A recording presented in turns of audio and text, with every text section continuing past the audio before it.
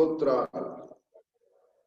ప్రభునందు ప్రియమైన సహోదర సహోదరులకు దేవుని కృప చేత సంఘ పెద్దలుగాను, దేవుని పరిచర్య కొరకు సేవకులుగాను, సంఘాల్లో పరిచర్యల కొరకు పరిచారకులుగాను ప్రభునందు శ్రద్ధాసక్తులు కలిగి ప్రభునందు జీవిస్తూ సేవిస్తున్నా ఈ జూమ్ యాప్ ద్వారా ఉదయకాలమే 4 గంటలకు లేచి ప్రార్థనలో పోరాడుతూ ఈ వాక్య పరిచర్యల్లో పాలువారుగా ఉన్న అందరికీ యేసుక్రీస్తు ప్రభు పేరట వందనాలు. దేహ సంబంధమైన శక్తి తగ్గిన మాలాంటి వారం కూడా మీతోటి కలిసి ఈ పరిచర్యలో పారివారమై ఉన్నట్లు అనుగ్రహించిన దేవుడు మనందరి ఆధ్యాత్మిక సర్వతోముఖాభివృద్ధి కొరకు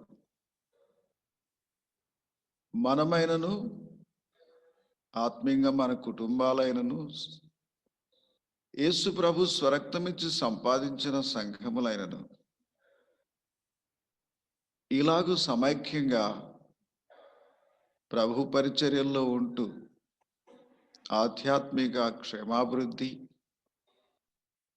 సంపూర్ణ గ్రహింపు యొక్క సకలైశ్వర్యము, భక్తి జీవితపు పరిపూర్ణత పొందటానికి దేవుడు ఇది కూడా ఒక అవకాశంగా ఇచ్చాడు. పరిశుద్ధులు సంపూర్ణులగుటకు, క్రీస్తు శరీరము క్షేమాభివృద్ధి చెందుటకు, పరిచర్యా ధర్మము జరుగుటకు సంఘంలో నుండే వివిధములైన పరిచారకులను ప్రత్యేకముగా ఏర్పరిచి నియమించిన దేవుడు కాలానుగుణంగా సంక్రమిస్తున్న ఇలాంటి మాధ్యమాల ద్వారా కూడా ప్రభును సేవించడానికి మనలో ఉన్న ప్రభు బిడ్డలకు ఈ సాంకేతికమైన అవకాశాన్ని, పరిజ్ఞానాన్ని ఇచ్చిన దాన్ని బట్టి మనం ఇలాగ ముఖాముఖిగా చూసుకుంటూ పరిచర్య చేయగలుగుతున్నాం. ఇప్పుడు అపొస్తల కార్యముల గ్రంథంలో మనము గతసారి చదివిన వాక్య భాగమే మళ్ళీ చదువుకున్నాం. అపొస్తల కార్యముల గ్రంథం 15వ అధ్యాయం 22వ వచనం నుండి 29వ వచనం వరకు ఉన్న వాక్య భాగం చదువుకున్నాం. అప్పుడు సహోదరులలో ముఖ్యులైన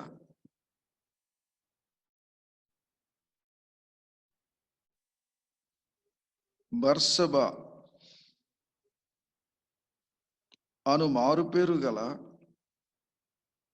యూదాను, శీలను తమలో ఏర్పరచుకొని పౌలుతోను బర్నబాతోను అంత్యోకయకు పంపుట యుక్తమని అపొస్తలులకును పెద్దలకును సంఘమంతటికి తోచెను.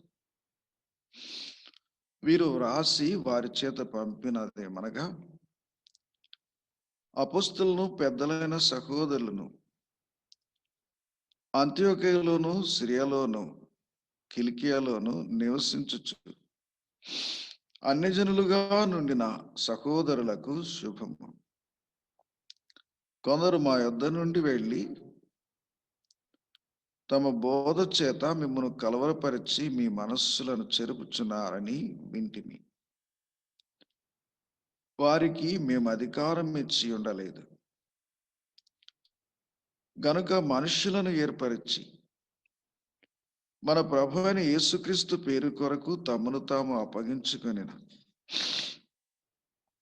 బర్నబా, పౌలు అను మన ప్రియులతో కూడా మీ యొద్దకు పంపుట యుక్తమని మాకందరికీ ఏకాభిప్రాయము కలిగెను. కాగా యూదాను, శీలను పంపి ఉన్నా వారును నోటి మాటతో ఈ సంగతులు మీకు తెలియజేతురు. విగ్రహములకు అర్పించిన వాటిని, రక్తమును, గొంతు పిచ్చికి చంపిన దానిని, జారత్వమును విసర్జింపవలెను. ఈ ఆవశ్యమైన వాటికంటే ఎక్కువైన ఏ ఆచారమును, ఎక్కువైన ఏ భారమును మీ మీద మోపకూడదని పరిశుద్ధాత్మకును మాకును తోచెను. వీటికి దూరముగా ఉండుటకు జాగ్రత్త పడితిరా, అది మీకు మేలు, మీకు క్షేమము కలుగునుగాక. ప్రియులారా, చదవబడిన ఈ వాక్య భాగమును బట్టి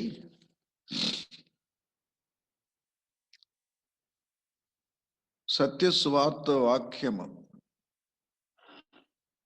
సువార్త వాక్య సత్యము అను ఈ శీర్షికలో నేటి 55వ ధ్యానాంశమునకు సమకూడిన అందరి ఏకాభిప్రాయముతో పత్రిక అనగా సున్నతి రక్షణ అను సమస్యకు పరిష్కారముగా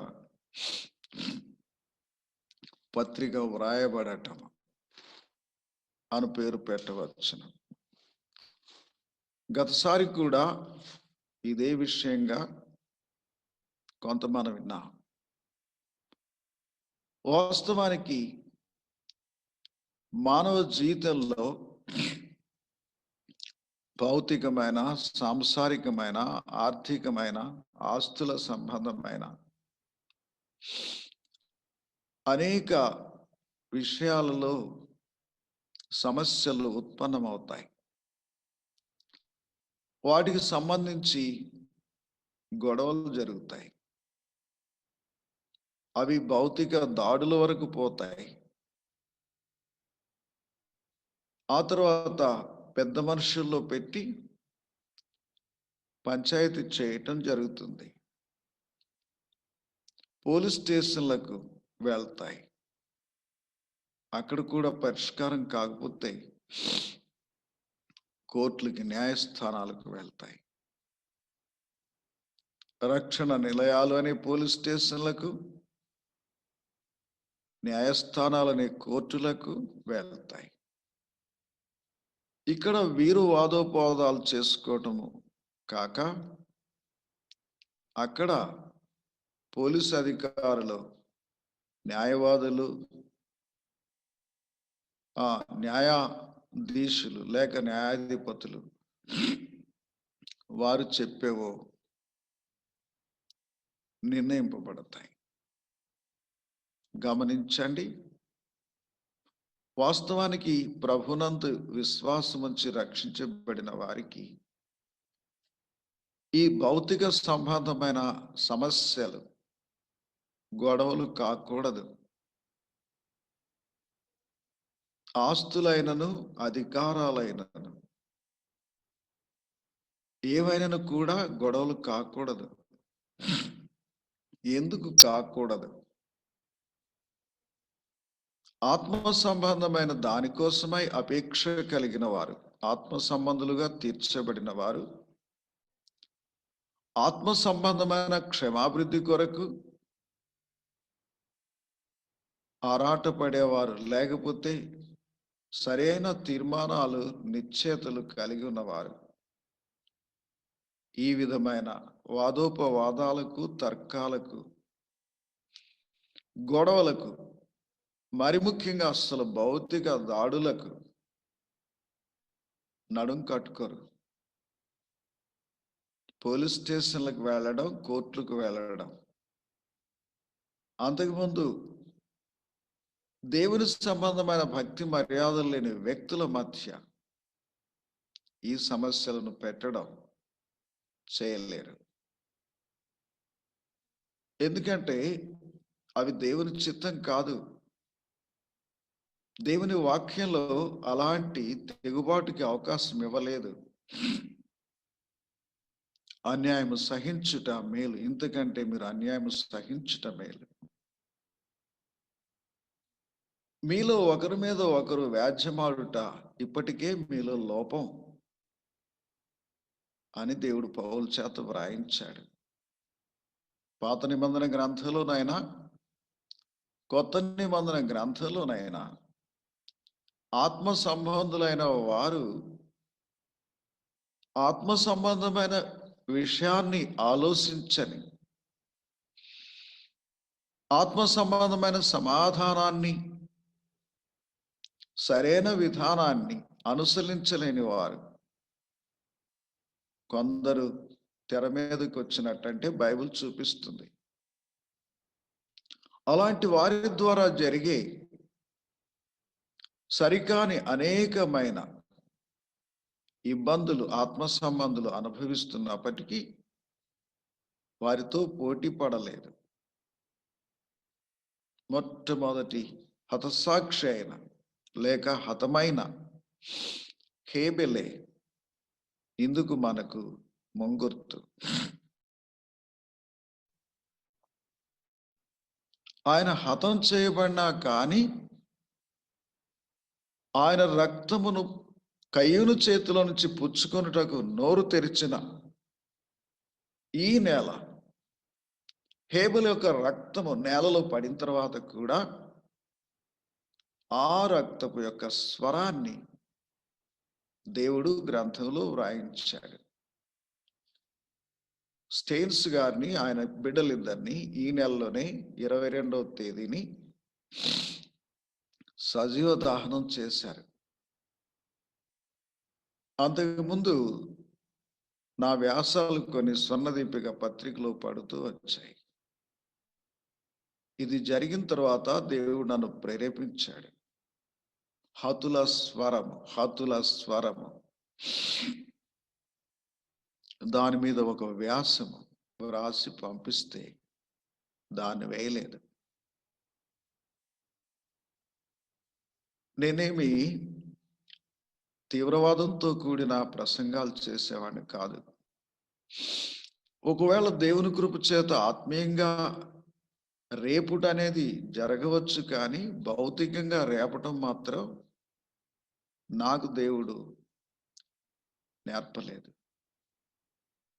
వారు భయపడిపోయారు. హతుల స్వరము చంపేవాడి లెక్క కాదు. ఇది యోగ్యులుగా సాక్షులుగా దేవుని కొరకు జీవిస్తున్న తన దాసులను దేవుడే హతసాక్షులుగా అప్పగిస్తాడు. అలాంటప్పుడు దేవుని దాసులు దాచుకోలేదు, దాగలేదు. ఈ లెక్క దేవునిదే. హతసాక్షులుగా అప్పగించేది దేవుని లెక్కే గాని హతం చేసేవాడి లెక్క కాదు. బలిపీఠం క్రింద ఉన్న ఆత్మల యొక్క ప్రార్థన ప్రకటన గ్రంథంలో వ్రాయబడింది. నాదా, సత్యస్వరూపి, మా రక్తము నిమిత్తము భూలోక నివాసులకు తీర్పు తీర్చక ఎందాక నువ్వు ఆపుతావు అన్నట్టుగా వారు మొరపెడుతుంటే, మీ వలె చంపబడవలసిన సహదాసుల యొక్క సహోదరుల యొక్క లెక్క పూర్తి అగు వరకు అని జవాబు ఇవ్వబడింది. ఇప్పుడు ఈ లెక్క ఎవరిది? తన కొరకు సాక్షులుగా ఉన్న వారిని హతసాక్షులుగా అప్పగించే లెక్క దేవునిదే గాని హతము చేసేవాడి యొక్క లెక్క కాదు. హతుల స్వరం, హతులైన భక్తుల స్వరం, ప్రభు స్వరము. ఇలాగు సాగిన ఆ వ్యాసాన్ని వారు అచ్చొత్తించలేకపోయారు. నాకు బాధ కలిగింది. వాస్తవానికి ప్రియులారా, ఇక్కడ ఒక సమస్య. రక్షణ పొందుట, ఆ తర్వాత సున్నతి పొందుట.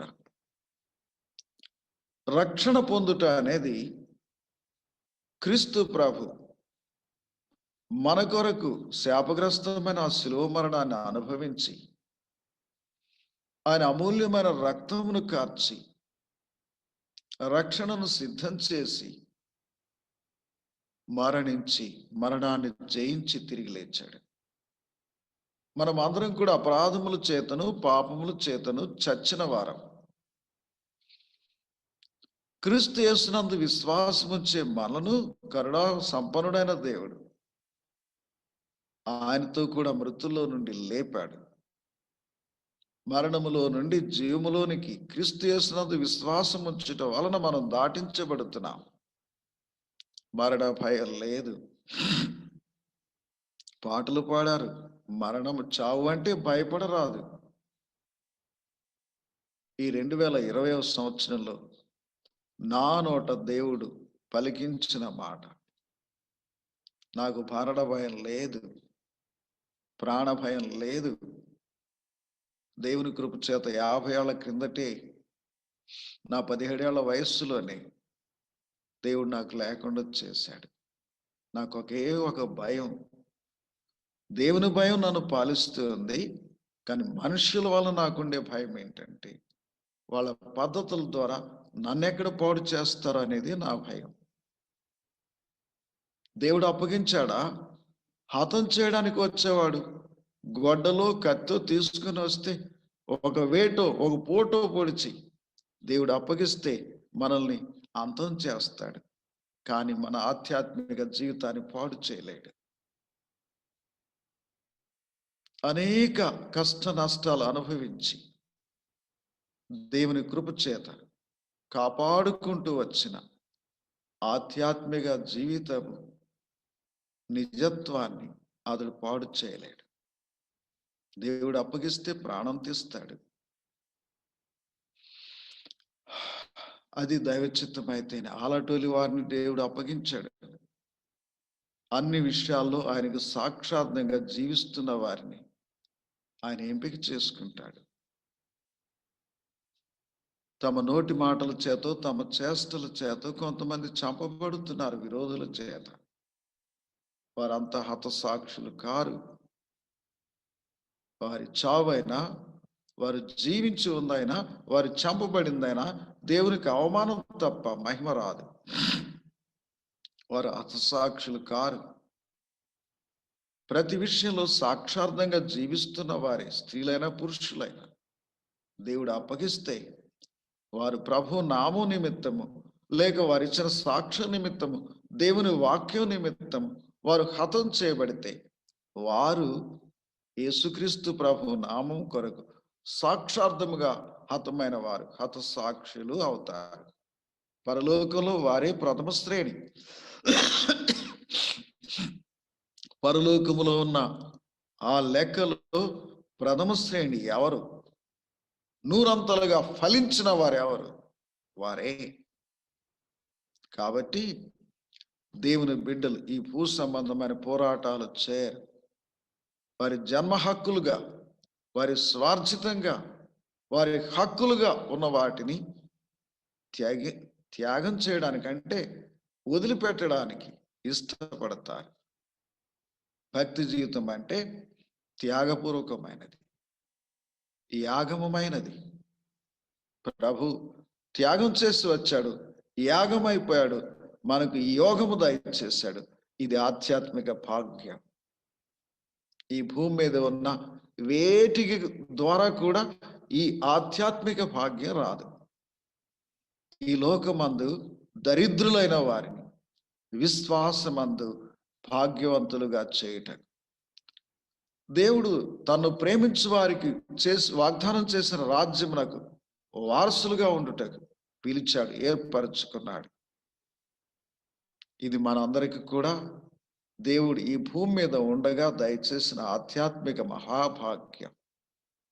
యెహోవా తన కొరకు తన భక్తులను ఏర్పరచుకొనుచున్నాడని తెలుసుకొనుడి. లోకమైతే, ముఖ్యంగా భారతదేశం అయితే మత మార్పిడి చేస్తున్నారు, ప్రలోభ పెడుతున్నారు, మత మార్పిడి చేస్తున్నారు అంటూ వాపోతున్నారు. అదొక అపోహ.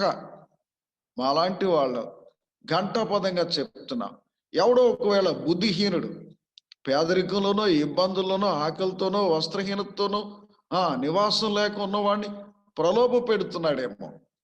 భారతదేశంలో కోట్లకు పడగలెత్తిన వారు కూర్చొని తింటే ఆ కొన్ని తరాల వరకు కూడా తరగని ధనం కలిగిన వాళ్ళు ఎందుకు యేసు ప్రభువు దగ్గరికి వస్తున్నారు? వారిని ఎవరు ప్రలోభ పెడుతున్నారు? ఎవరు మభ్య పెడుతున్నారు? ఎవరు వారిని మత మార్పిడి చేస్తున్నారు? ఎవరు చెప్పగలరు దీనికి జవాబు? మత మార్పిడి కాదు. క్రీస్తు ప్రభునందు మనమందరం పొందేది మనస్సు మార్పు, మారు మనస్సు. క్రైస్తవ్యానికి ప్రభు పెట్టిన ముఖ్యమైన మొదటి అర్హత మారు మనస్సు. మారు మనస్సు పొందుటకు నేను పాపులను పిలువవచ్చింది. ఇలాగూ మారు మనస్సు పొందుట వలన పశ్చాత్తాపడి పాపాల విషయాన్ని దేవుడు ఆత్మ జ్ఞాపకం తెచ్చినప్పుడు ఒప్పుకొని విడిచిపెట్టిన వారు ఇంకా ఈ భూ పోరాటాలు, శరీర భౌతిక పోరాటాలు చేయరు. పౌలు రాశాడు, మేము శరీర రీతిని నడుచుకున్నాను, శరీర ప్రకారం పోరాడాం. మా యుద్ధోపకరణములు ఏంటి? మారణాయుధాలు కాదు, సత్యవాక్యమును చెప్పుట వలన కుడి ఎడమల నీతి ఆయుధములు కలిగి ఉన్నాం. మా యుద్ధోపకరణములు వెలుగు సంబంధమైనవి, తేజస్ సంబంధమైనవి, దేవుని ఎదుట దుర్గములను పడద్రోయ జాలిన శక్తి కలిగిన దేవుడిచ్చు సర్వాంగ కవచము. ఇవన్నీ వాక్యంలో అలంకారప్రదంగా చెప్పబడ్డాయి. తల నుండి పాదాల వరకు, 2 చేతులకు, నడుముకు, ఎదరుకు ఇవన్నీ చెప్పబడ్డాయి. ఇవి కంటికి కనబడే భౌతికమైన ఆహారాలు, ధరించుకునే ఆయుధాలు, వస్త్రాలు, కవచాలు కావు. దేవుడు మనకు మారు మనసు పొంది రక్షణ పొందిన తర్వాత మనకిచ్చే అనుభవాలు, వీటితో మనం పోరాడుతున్నాం. మనం పోరాడే పోరాటం మంచి పోరాటం. ఇక్కడ ఒక పోరాటం జరుగుతుంది. రక్షణ పొందుటానికి క్రీస్తు ప్రభు సువార్త ద్వారా, సత్య సువార్త వాక్యము ద్వారా యేసు ప్రభు దగ్గరికి ప్రపంచ ప్రజలందరినీ కూడా రక్షించబడిన వారు పిలుస్తున్నారు. సువార్త ద్వారా పిలుస్తున్నారు. ఆ పిలుపు వినిన వారు పాపులను రక్షించుటకు క్రీస్తు యేసు లోకమునకు వచ్చిన వాక్యము వింటున్నవారు, ఓ పాపులను రక్షించేవాడు ఉన్నాడా? నీతిమంతులు రక్షించడానికి వచ్చాడు, చెడ్డవారిని శిక్షించడానికి వచ్చాడు దేవుడు అంటూ వింటున్నామే. పాపులను రక్షించేవాడు కూడా ఉన్నాడా? ఎవరైనా? యేసుక్రీస్తు ప్రభు. ఇక ఇప్పుడు పాపాల విషయమై వేద చెందుతున్న వారు, రకరకాల బదవలు అంటే బాధలు పడుతున్నవారు, మరి ఏవో అహర్నిశలు చేస్తున్నవారు, చేసి కూడా ఆత్మశాంతి లేక వ్యర్థ ప్రయత్నాలు అవుతున్నవారు, విఫల యత్నాలు చేస్తున్నవారు, ఏదో సంపాదించుకోవడానికి పోతూ ఊపిరిపోయి శవాలు ఇళ్లకు వస్తున్నాయి. చాలాసార్లు మనం వీటిని గురించి వింటున్నాం. పుణ్యం సంపాదించుకోవడానికి పోయి ప్రాణాలు పోగొట్టుకొని విగత జీవులు అవుతూ ఇళ్ళకు చేరుతున్నాయి శవాలు. ఇప్పుడు చెప్పాల్సి వస్తుంది. మా పెద్దబాబు వాళ్ళ భార్యకి అమ్మీడి సీట్ వచ్చినప్పుడు ఆయనకు ఉద్యోగం రాకముందు గుంటూరులో ఓ ప్రైవేట్ స్కూల్లో చేరాడు. అక్కడ ఒక ఆయన శబరిమల పోవడానికి అవి వస్త్రాలు, ఆ దీక్ష వస్త్రాలు, మాల వేసుకున్నాడట. వారు పోయే రోజులు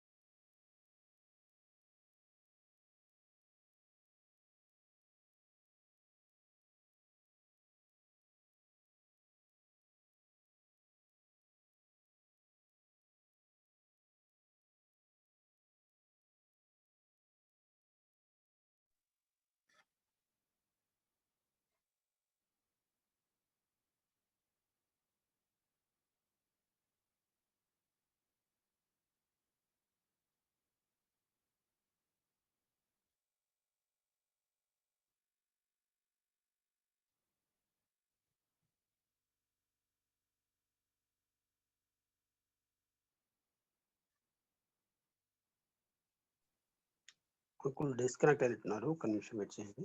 డిస్కనెక్ట్ అయ్యారన్నా, లెఫ్ట్ అయిపోయారు.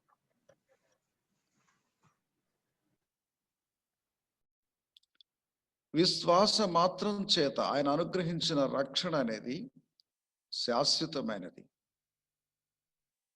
దానికి బాహ్య సంబంధమైన ఏ చర్యలు, ఏ క్రియలు దానికి ఆధారం కావు.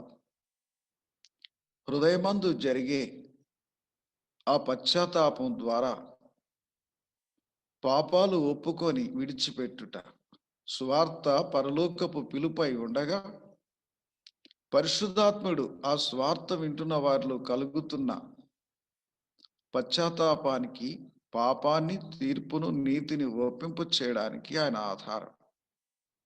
అందుచేత ఆత్మ మూలంగా ద్విజన్మ లేక పునర్జన్మ, మారు మనస్సు, రక్షణ పొందుట అనేది జరుగుతుంది. ఇది యూదుల్లోనైనా, గ్రీసు దేశస్థులు లేక సర్వలోకపు అన్యజనుల్లోనైనా ఒకే విధమైన విశ్వాసముతో ఒకే రక్షకుని ద్వారా ఒకే రకమైన రక్షణ. ఒకరికొక రకం రక్షణ కాదండి. అనిలకు ఒక రకమైన రక్షణ, యూదులకు ఒక రకమైన రక్షణ కాదండి. పేదవారికి ఒక రకమైన రక్షణ, ధనికులకు ఒక రకమైన రక్షణ కాదండి. చదువుకున్న వారికి ఒక విధమైన రక్షణ, చదువులేని వారికి మరొక విధమైన రక్షణ కాదండి. ప్రభునందు విశ్వాసం ఉంచక ముందు భేదాలు ఎన్నో ఉంటాయి. పాపంలో కూడా భేదాలు లేవు. ప్రజల్లో, లోకంలో, ప్రపంచంలో ఎన్ని రకాలైన భేదాలైనా ఉండవచ్చు. పాపంలో భేదం లేదు. నెయ్యన్నం తిని ఆయన నోట నీతి కలిగి వస్తాయి మాటలు అంటే, చిన్నప్పటి నుంచి మాట నా చెవి పడితే నా ఒళ్ళు అది సహించేది కాదు, ఒళ్ళు అని చెప్పాల్సి వస్తుంది. మాంసం తినేవాడు ఎందుకు నీతిమంతుడు కాడు? నెయ్యి తినేవాడేనా నీతిమంతుడు అన్నట్టుగా ఆ విధమైన అసహనం వచ్చేది. ప్రభు నమ్మిన తర్వాత అది రుజువు అవుతూ వచ్చింది. రాత్రి మన సహోదరుడు నరసింహులు గారు వచ్చారు. వారి అవగారు రెడ్ల తినే, అయ్యా మీరు వచ్చారు కాబట్టి అక్కడ కూటమి ఏర్పాటు చేస్తున్నాం, పొటికలు పాడిపోయి రెడ్ల తిని పోవాలి మేము. ఆయన లేచి వాక్యం చెప్తూ అంటున్నాడు, ఆయన మాట అంటే మాటే కానివ్వండి, ఆయన టైం అంటే టైమే. వాక్యం చెప్తున్నాడు, ఇట్లా మా మామ వాళ్ళని వారిని సిద్ధపరిచాను. దేవుడు తాను దయచేసిన రక్షణ వలన ఇలాగ నీతి, నిజాయితీ, నిబద్ధతలు కలిగిన వారినిగా దేవుడు మనల్ని చేశాడు. అది పొందారు అనే జనులు. మరి ఇప్పుడు యూదులేమో సున్నతి పొందాలంటున్నారు. దీని విషయమైన వాదం అక్కడ అంత్యోక్యలో జరిగింది. ఆ వాదం యెరూషలేముకు వచ్చింది. యెరూషలేము అపోస్తలుల్లో పెద్దలు ఉన్నారు. అంత్యోక్య నుండి బర్నబా, పౌలు వారితో కొందరు పంపబడ్డారు. ఇక్కడ కూడా వాదోపవాదాలు జరిగాయి, బహు వాదము జరిగింది. అది అయిన మీదట దేవుడు ఒక్కొక్కరు లేచి మాట్లాడుతూ ఉంటే, పేతురు, పౌలు, బర్నబాలు, ఆ తర్వాత యాకోబు ఈ విధమైన సంగతులు వింటూ సున్నతివాదులు మౌనం వహించారు. ఆ తర్వాత యాకోబు చెప్పాడు. ఏం చెప్పాడు? ఇది నా అభిప్రాయము అంటూ చెప్పాడు. ఏంటి అభిప్రాయం? ఒక పత్రిక వ్రాసి పంపిద్దాం అని. ఎందుకు? జారత్వము, విగ్రహార్పితమైన జారత్వము జరగకూడదు. ప్రభు నమ్మిన సంఘాల్లో, ప్రభు నమ్మిన వారిలో వివాహపూర్వపు అమ్మాయి అబ్బాయి సంబంధం, అవును వాళ్ళిద్దరు ఇష్టపడ్డారు అన్నట్టుగా పరిశుద్ధ వివాహం అని పత్రికల్లో వేసి పెళ్లిళ్ళు చేయటం జారత్వము. లోకపు పోకడలో పడకూడదు. వాక్య సత్యములోనే అవి జరగాలి. మా పిల్లలకు మేము పెట్టలేదు, నలుగురు పెళ్లి చేసిన పరిశుద్ధ వివాహం అనే మాట పెట్టలేదు. ఏది తగునో ఏది తగదో ఇప్పుడు తెలియట్లేదు జనానికి. అది పెట్టకపోతే ఈ పెళ్లి లోపం అనుకుంటారేమో. లోపమో లోపం లేనిదో లోకానికి తెలుసు. అమ్మ అబ్బకు తెలియకపోవచ్చు, నాకు తెలియకపోవచ్చు. నేను ఎంత ఖచ్చితంగా బిడ్డల మీద దృష్టి పెట్టినా పరిశుద్ధ వివాహం జరగాలని దేవుడు సంకల్పించాడు. వివాహం అన్ని విషయంలో ఘనమైనదంటే డబ్బు పెట్టి గొప్పగా చేసేది కాదు ఘనం. పాన్పు నిష్కల్మషంగా ఉన్నప్పుడే అది వివాహపు గొప్పతనం. దాని మర్మం తర్వాత తెలుస్తుంది. వివాహపు గతం దేవుని సంకల్పం, వివాహపు ప్రస్తుతం జరిగే తీరుతెనులు, వివాహపు భవిష్యత్తు, ఆ భార్య భర్తలు సమకూర్చబడినది వారి సంసార జీవితంలో సంఘీభావం కలిగి ఏక మనస్కులై సమ్మతి కలిగిన వారు ఏక శరీరముగా జీవించేది. ఇవన్నీ ఉన్నాయి. సరే, రక్షణ పొందినవాడు నా పెండ్లిలో పాస్టర్ గారు దైవ సేవకుడే ఇతరులు వాళ్ళక అనే మాట చెప్పిస్తుంటే నా నోటికి అది రావడం కష్టమైంది. చెప్పాల్సి వచ్చింది నలుగురిలో. నేనేంటి ఇతరులు వల్లేదేంటి? ఇప్పటికి కూడా నా పెళ్లి భార్యగా చేసుకుంటున్నాను, నా పెళ్లి భర్తగా చేసుకుంటున్నా, ఆ పదవిలో దోషం నాకు అర్థమవుతూ ఉంటది. నా భార్యగా పెళ్లి చేసుకుంటున్నాను, నా భర్తగా పెళ్లి చేసుకుంటున్నాను. సందర్భం వచ్చింది, జ్ఞాపకం చేస్తున్నాను. ఓసారి కమలాకర్ గారని నెల్లూరు, ఆయన బ్యాప్టిస్ట్లో పెద్ద పేరు పొందిన పాస్టర్ గారు, అమెరికా వెళ్ళి తిరిగి వస్తున్నారు. వారి విషయమై పేపర్లో ఒక యాడ్ ఇచ్చారు. గౌరవనీయులు ఏదేదో పెట్టి పాస్టర్ కమలాకర్ గారు ఆయన ధర్మపత్నితో స్వదేశ ఆగమనం, ఇటీవల చచ్చిపోయాడు, నందికొట్కూరులో ఉంటాడు సుందరరావు గారని, నా ద్వారా ప్రభువులోకి వచ్చి నా ద్వారా బాప్తిసం పొందాడు 88లో. అది చూశాడు, ఆయన నవ్వుతున్నాడు. ఆయన ఎంఏ చదివాడు. సార్, పాస్టర్లకు కూడా ధర్మపత్నులు ఉంటారండి అన్నాడు. నేను నవ్వాను. ఏం చేద్దాం, ఇది భారతదేశం, ఆ భాష అట్లా చచ్చింది అన్నాను. ఏమంటారు, పాస్టర్ కూడా ధర్మపత్ని అని వేసుకున్నాడంటే ఆ పదం ఏం తెస్తుంది? వాడికి అవతల అధర్మపత్ని కూడా ఉన్నట్టే లెక్క అవుతుంది. జాగ్రత్త. అర్ధాంగి అని వాడుతున్నారు. బైబిల్కు సంబంధించిన అర్థమా అది? భార్యను అర్ధాంగి అని వాడుతున్నారు. నా భార్యకి చాలా కాలం తెలియలేదు ఆమెకి నా శరీరం మీద ఆమెకి అధికారం ఉందని. నేను చెప్పాను, బైబిల్ వాక్య ప్రకారం ఇది సంగతి. అంటే ఒకరోజు అలసిపోయి వచ్చిన ఎక్కడి నుంచో మళ్ళీ వెళ్ళాల్సి వచ్చింది దేవుని సేవకి. అయ్యా, నీ ముఖం అట్లుంది, ఇప్పటికే అలసిపోయావు, వద్దు ఈరోజు అంటుంది. నీ అధికారాన్ని దుర్వినియోగం చేసుకోవద్దు, ప్రార్థన చెయ్యి. దేవుడు నాకు ఇచ్చిన బాధ్యత, వాళ్ళు అవసరమై పిలుస్తున్నారు, నీ అధికారాన్ని సద్వినియోగం చేసుకుంటే ప్రార్థన చెయ్యి, ఆటంకపరచవద్దు. దేవుని వాక్యం చదువుతున్నాం. దేవుని ఆత్మ నడిపింపు ఎంతవరకు మనం అనుభవిస్తున్నాం? రక్షణను పొంది సత్యమును గురించిన అనుభవ జ్ఞానం గలవారు ఉండే వాళ్ళని ఆయన ఇచ్చుతున్నాడు. ఆయన కోరిక అది మన మీద. అది మనకు అర్థమవుతుందా? మంచిది, ఇంకా ఆపుదాం ఈ విషయం. ఈ సమావేశంలో జరిగిన దానిలో యాకోబు చెప్పాడు. తర్వాత అది అందరి ఏకాభిప్రాయమైంది. ఆ పాయింట్లకి అట్లా సమయం నష్టపోయింది కాబట్టి అస్సలు పత్రిక రాయట, క్రొత్త నిబంధన కాలంలో పత్రిక రాయట.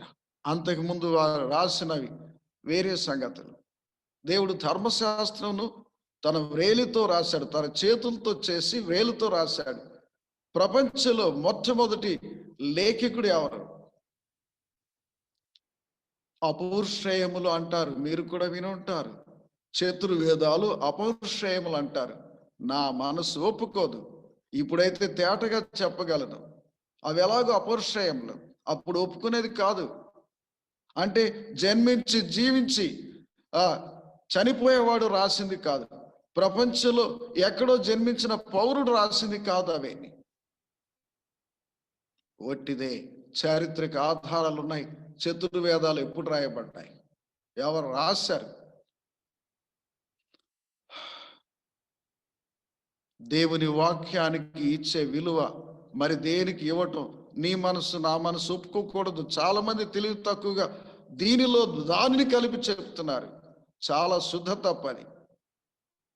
దేవుని వాక్యం చెప్పండి, దేవుని వాక్యం చదవండి, దేవుని వాక్యం ధ్యానించండి, దేవుని వాక్యం ద్వారా దేవుని రుజువు చేయండి. బ్రతుకు ద్వారా దేవుని రుజువు చేద్దాం. మంచిది. ప్రపంచంలో మొట్టమొదటి లేఖకుడు అపౌరుషేయములు అంటే ధర్మశాస్త్రం.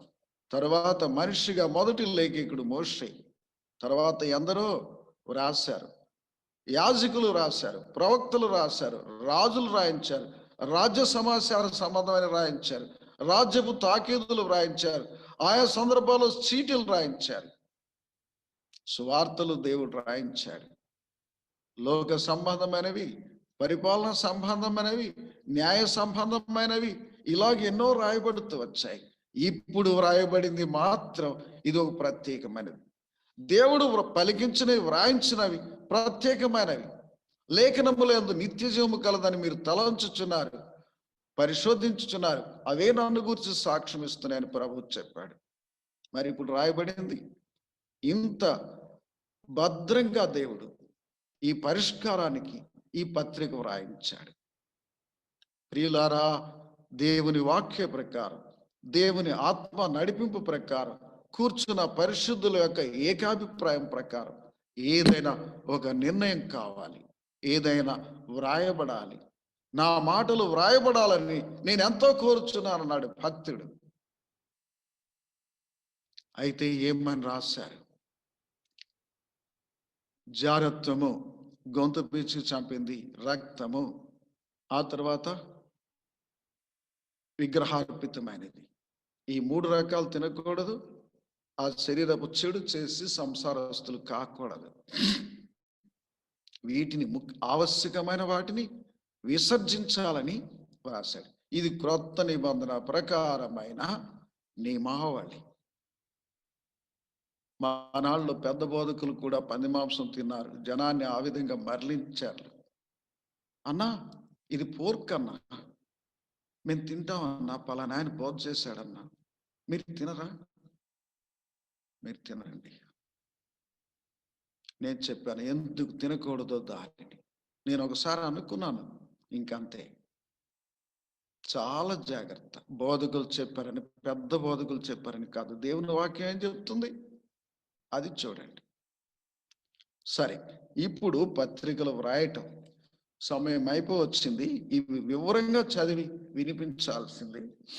కానీ పత్రికలు వ్రాయటం అనేది, ఇప్పుడు ఒక పత్రిక వ్రాశారు, అది పంపారు. దాని విషయం ఎట్లా పంపారు ఏంటి తర్వాత చూద్దాం. ఇప్పుడు పత్రికలు వ్రాయటంటే పౌలు పరిశుద్ధులు వ్రాసిన పత్రికలు. యూదా అన్నాడు, మన అందరికి కలుగు రక్షణను గూర్చి ఏది నేను మీకు వ్రాయాలని అనుకుంటూ ఉండగా ఆ మాట సరిగా రావట్ల నోటికి, పరిశుద్ధులకు ఒక్కసారి అప్పగించబడిన బోధ నిమిత్తము వ్రాయవలసి వచ్చింది అన్నాడు. తాను ఒక విధంగా వ్రాయాలనుకుంటే దేవుడు మరొక విధంగా వ్రాయించడానికి ప్రేరేపించాడు. అది యూదా పలికడది. స్పష్టంగా నా నోటికి చెప్పేవాడిని, ప్రియులారా, మనకందరికి కలిగడు రక్షణను గురించి మీకు వ్రాయవలని విశేష ఆసక్తి గలవాడనై ప్రయత్నపడుచుండగా పరిశుద్ధులకు ఒక్కసారి అప్పగింపబడిన బోధ నిమిత్తము మీరు పోరాడవాలని మేమును వేడుకొనొచ్చు మీకు వ్రాయవలసి వచ్చారు.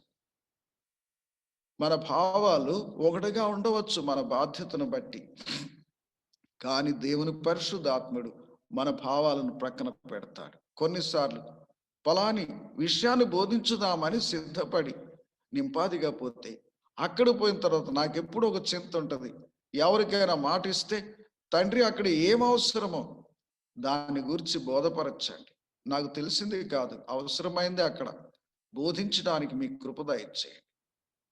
మార్చి వేస్తాడు. తలలు మార్చడం కాదు, మన నిర్ణయాలను మార్చి వేస్తాడు దేవుడు.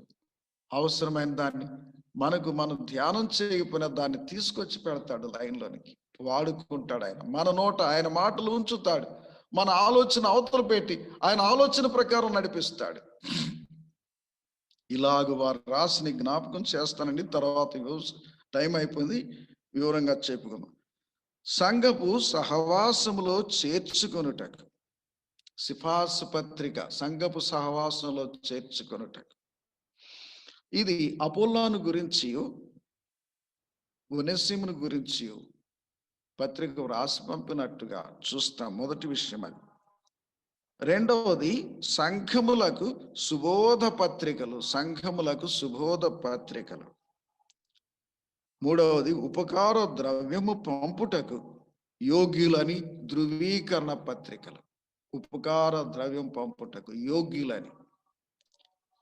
నాలుగవది సమస్యలకు పరిష్కారపు సమాధాన పత్రిక, ఇప్పుడు రాసింది వారు. ఐదవది క్రమపరచుటకు, భక్తులను సంఘాలను క్రమపరచుటకు కన్నీటితో వ్రాయబడిన పత్రికలు 5. 6 సహకారులకు సమర్థ నాయకత్వం చేయడానికి వ్రాయబడే పత్రికలు. పౌలు తిమోతిని